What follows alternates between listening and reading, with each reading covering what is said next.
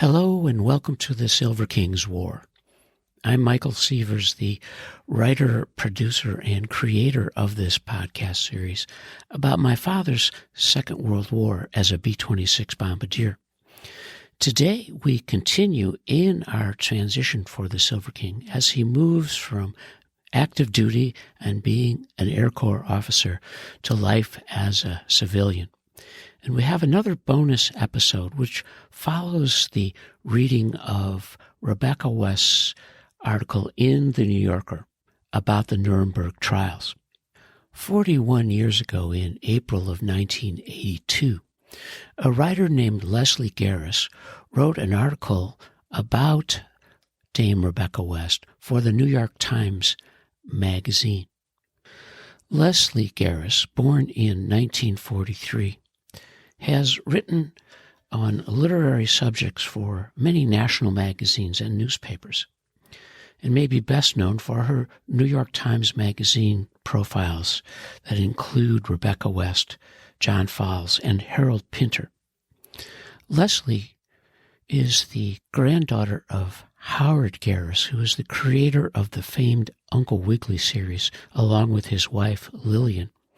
They were phenomenally productive writers of popular children's series, including the Bobbsey Twins and Tom Swift, from the turn of the century to the 1950s. And in a large romantic house in Amherst, Massachusetts, Leslie Garris and her two brothers and their parents and grandparents were living a life that mirrored the idyllic world that the elder Garrises created in their writing. In her book, called The House of Happy Endings, Leslie Garris describes a darker household in what reviewers have called a tender and harrowing account of coming of age in a wildly imaginative, loving, but fatally wounded family. That book was published in September of 2008, 26 years after her New York Times article about Rebecca West. And of her subject in that magazine story, Miss Garris wrote, "Rebecca West," asks an American businessman at a London dinner party recently, "isn't she a writer?" "A writer," sneers our English host. "She's our doyenne of letters. But her real claim to fame," he confides, "was her affair with H.G. Wells and that poor illegitimate son she bore. Don't mention Wells to her, though," he warns me, "or she'll throw you out on your ear." Miss Garris continued, "Thus was I primed to meet the aged virago of English intellectuals, generally considered the greatest woman journalist of our time, a dame of the British Empire since 1959, whose literary output of novels, histories, criticism, and reportage is staggering in its variety and erudition. She is as conversant with nuclear physics, theories of psychoanalysis, and world politics as she is with the English novel or European history. Her book reviews, which she still writes frequently for the Sunday Telegraph, are among the most literate in England. Self-taught, without a university degree, she is one of her country's most celebrated national treasures. Having given hundreds of interviews over the years, she has always refused to discuss her private life, especially her 10-year relationship with H.G. Wells and their son, the writer Anthony West. And she has threatened to sue many who, to her mind, would violate her memories. England's libel and privacy laws are more easily invoked than ours. No doubt, countless biographers await her death, but at 89, and she will be 90 on December 21st, she still stands sentinel at the locked gate of her life. The occasion for my visit to Dame Rebecca is the scheduled publication in the United States this month of two books by her.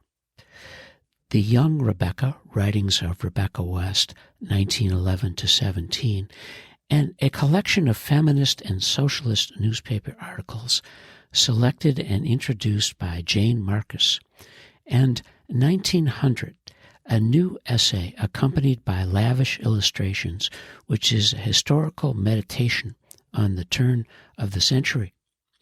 Dame Rebecca lives in London in a modern, somber apartment building with dour-looking security guards, altogether offering an impression of high seriousness tinged with gloom. The impression is reinforced by Dame Rebecca's gray-haired, reed-thin Scottish housekeeper who announces to me as she slowly opens the door that I am 7 minutes late. Stern, upright, she leads me into a poorly lighted room crammed with heavy ornate furniture and Picassos and Fouillards. Oriental shawls are draped over surfaces in the Victorian fashion. Dame Rebecca waits regally in a massive black chair with lions' heads on its arms. I asked if I may record our interview. "Stand at the door," she says to her housekeeper, "and stop me if I'm saying anything indiscreet." Pointing a bony finger at me and shouting to her deaf mistress, the fiery Scot yells, "That's what she's hoping for, you know." "I have an unusual housekeeper," says Dame Rebecca when we are alone. "She's a qualified lawyer, a widow, whose husband was head of the British Presbyterian congregation in South Africa. Nobody else has housekeepers like this."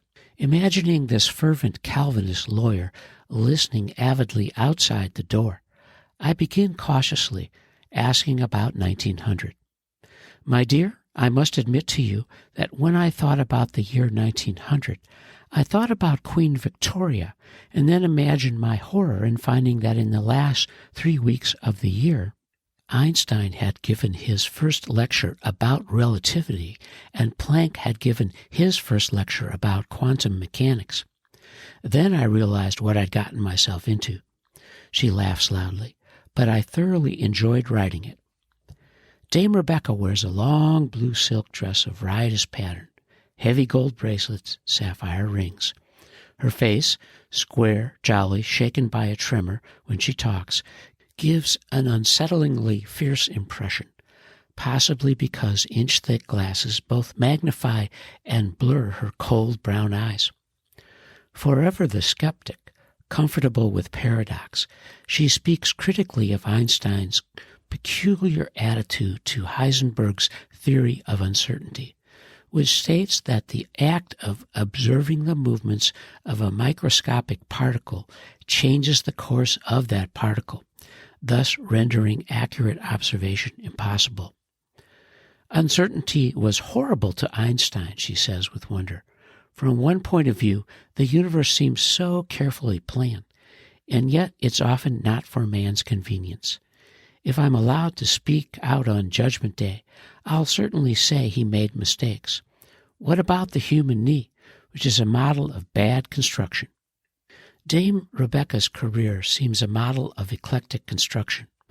Along with her journalism, she has written some 20 books, including 7 full-length novels, a volume of novellas, a study of Henry James in 1916, a biography of St. Augustine in 1933, 4 collections of essays, among them The Court and the Castle in 1957, which intertwines religion with literature, Black Lamb and Grey Falcon in 1941, a historical epic inspired by a trip to Yugoslavia, The Meaning of Treason in 1947, her account of the British treason trials, and The New Meaning of Treason in 1964, which updated her earlier account, adding the Fuchs spy case and the Profumo scandal. Her writing is characterized by a lofty moral tone and an almost episcopal belief in her own judgments. When she was 19, she lambasted capitalists and patriarchs. In the 1940s, she attacked traitors. In the 1950s, communists and other heretics. She perceives man's nature as divided between a lust for death and suffering on the one hand, and a redeeming, life-sustaining faith in justice and art on the other. Interestingly, there is something of a Rebecca West Festival occurring today.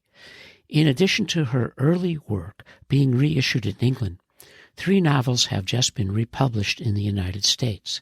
The Judge in 1922, Harriet Hume in 1920, one of her first English works of fiction influenced by psychoanalysis, and her first novel, The Return of the Soldier in 1918, which has been made into a forthcoming film with Glenda Jackson, Alan Bates, and Julie Christie. In the current movie Reds, Dame Rebecca herself appears, commenting wryly on the Russian Revolution. Yet, unlike Virginia Woolf or Doris Lessing, Rebecca West has not enjoyed the acclaim many critics believe she is due. Elizabeth Hardwick muses that perhaps this is because her novels, brilliant as they may be, were not truly innovative. During the 1920s and 30s, when fiction moved from 19th century realism to 20th century experimentation, Dame Rebecca was still writing traditional, slightly overblown Edwardian prose. Most likely, it will be her nonfiction works like Black Lamb and Grey Falcon and The Meaning of Treason that will emerge as her contribution to literature. As an observer of the human condition, writing in an idiosyncratic style combining meticulous scholarship with bold conjecture, she occupies a unique position in her age. Still, it is as a public figure that she will probably be remembered most. The courageous journalist who mocked convention by living with H.G. Wells and bearing his child out of wedlock inspired an entire generation of women who had grown up in the shackles of post-Victorian morality. Your early journalism, I posit, which a new generation will now read in young Rebecca, is militantly feminist. How do you view women's lot today? If you want to be a woman in the fullest sense and have a husband and a family or a lover and a family, the problem is slightly different now. Husbands and wives become united against the material difficulties of life, I think. And an extraordinary thing is that the great enemy of feminism is that it's traditional that men don't like housework, and so few women do. Is there a solution? Well, the physicists talk about quarks. If we could have an army of invisible quarks, we could just watch and the sink would suddenly become clean. Wouldn't that be wonderful? While she's rollicking in a fantasy of domesticity, I decide to press forward with a question about her early life with Wells. When they met in 1913, Rebecca West was a handsome, dark, Scottish-Irish journalist, born Cicely Fairfield, who had taken the pseudonym Rebecca West from the idealistic, strong-willed heroine of Ibsen's play Rosmerholm. After briefly studying acting, she had, at 19, begun to write for the feminist newspaper The Free Woman, then moved to political writing for The Clarion, a socialist paper. At 20, she was becoming known as much for her intelligence as her irreverence. She had already attacked Wells's novel Marriage, calling him the old maid amongst novelists, the reaction towards the flesh of a mind too long absorbed in airships and colloids. Wells, intrigued by her sexual challenge, sent her a note suggesting they meet. At 46, Wells was at the height of his fame, having written The Time Machine, The History of Mr. Polly, Tono Bungay, and other immensely popular books. A notorious philanderer, he was also indissolubly married to his second wife, Jane, and maintained a London apartment and a large country house for Jane and their 2 children. When he and Rebecca fell in love, he established a third residence for her. At first it was in London, but just before the birth of Anthony in 1914, he moved her to the country to avoid public disgrace for himself. Jane knew all, but preferred a discreet front. Although Rebecca West was earning some money from her writing, Wells helped support mother and child in one isolated house after another. Always the center of controversy, she was criticized by some feminists of the time for accepting his support. On all fronts, it was a time of social humiliation for a woman who would have preferred being a literary lioness in the drawing rooms of the city. Instead, she labored alone, with Wells visiting her at most 2 days out of his frantic week. Ultimately, this arrangement fostered much mutual resentment. In 1916, the year Shaw wrote that she could, quote, handle a pen as brilliantly as ever I could, and much more savagely, end quote, she published her first book, Henry James. 2 novels followed. In 1923, after several increasingly stormy years, the lovers parted ways. In 1974, Yale University Press published H.G. Wells and Rebecca West by Gordon N. Ray, biographer of Thackeray and president of the Guggenheim Foundation. It was a selection of letters by Wells to his young mistress with a substantial text by Dr. Ray. Only a scant few letters from Rebecca West have survived, which Dr. Ray includes. However, the burden of the story rests overwhelmingly on Wells's passionate, hectoring pen. It was the first published account Dame Rebecca had sanctioned. Curiously, neither the Lovett-Dixon biography of Wells nor the compendious biography by Norman and Jean Mackenzie deals with this chapter of his life in any detail. Miss Garris continues, in 1930, Rebecca West married the vastly rich Henry Maxwell Andrews, whose Jewish father had left his home in Germany before World War I, and with his brother founded the Burma Teak Company. As a boy, Henry Andrews lived in Rangoon. Then, at 12, he was sent to boarding school in England. He later went to Oxford University. By the time Rebecca West married him, he was a thoroughly English gentleman with a career in investment banking. The two lived in great style, eventually in a Buckinghamshire mansion. Henry Andrews, recalls Malcolm Muggeridge, had that look that wealth gives people, very smooth, almost luminous. It's a sort of mysticism of money, with remoteness and calm in huge proportion. But despite Dame Rebecca's new domestic security, she says she still didn't have enough peace to work. My husband was only happy in a large house in the country, and was that difficult. And then I was married in 1930, and Hitler got in 1933, so nobody had a settled life. I often think that the diminution, the falling off of fiction, is due to that fact. Life wasn't clear to us at all. There'd been an unreasonable number of wars. Auden observed, I say, that all the poetry written during the war didn't prevent one Jew from going to the gas chamber. Do you think it is useful to write? Well, the war wasn't discussed on a useful level. Somehow Auden and Isherwood always talked as if there was something you did to stop a war, but I don't know what there was to stop it. You once said you wished you'd written more fiction. What does fiction do better than journalism, history, or biography? It compares the way music compares to speech. It gives the emotional overtones better. What about the form of nonfiction novel that Mailer and Capote have developed in recent years? Oh, God, I do hate that Norman Mailer's writing so much. It's bunk, nonsense. I thought The Executioner's Song was so ghastly. If a killer is balmy, it's a certain tragedy, but it's not that tragic. What about In Cold Blood? That's a much better book. I think Capote has some real gifts, which he's largely thrown away.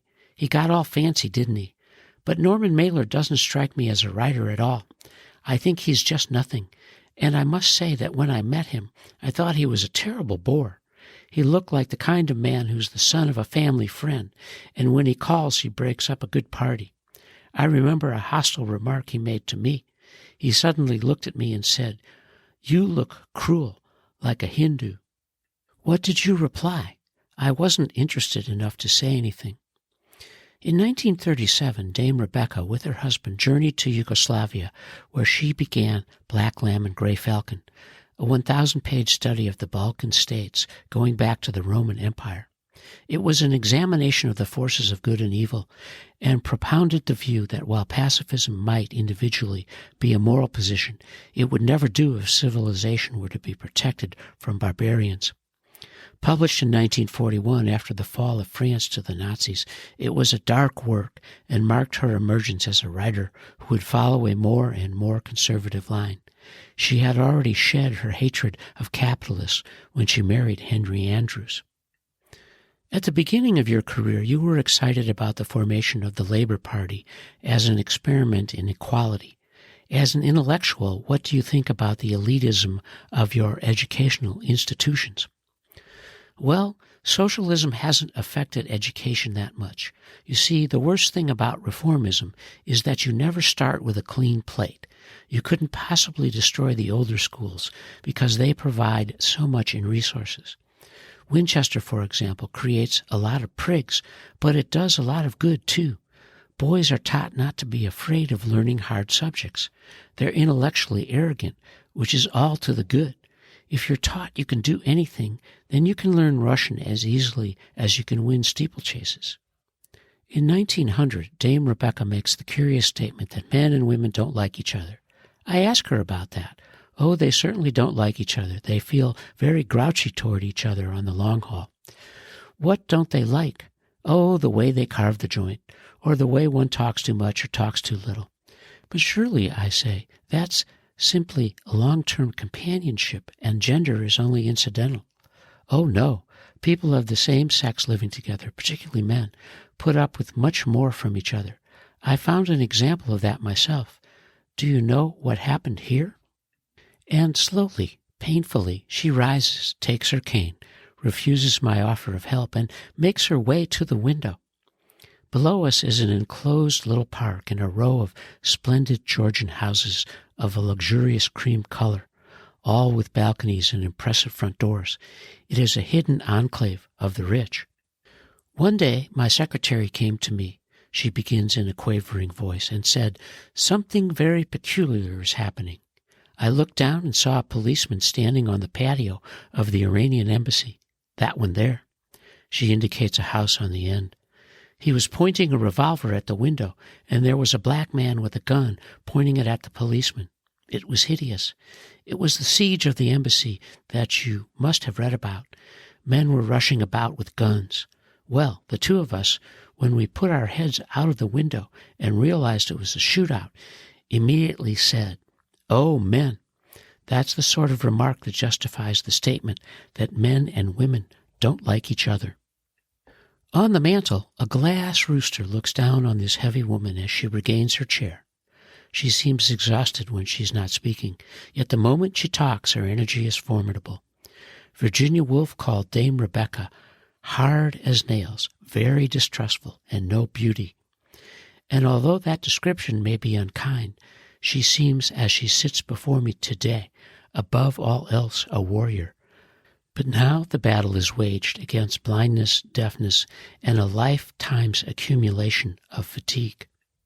Miss Garris concludes, in 1968, Henry Andrews died, and Dame Rebecca sold her house, traveled to Mexico, then settled in London. Alone, isolated from her son, she has never stopped working. When she walks me to the door, she says, referring to my light jacket, "Have you got no more clothes than that?" she asks. "It's warm outside," I say. She opens the door, then shrinks back. I feel the cold air coming in. Au revoir. As the door shuts, I hear the housekeeper coughing in the background. And that is Leslie Garris writing about Dame Rebecca West in April 1982. Dame Rebecca died 1 year later. And you are listening to the Silver King's War.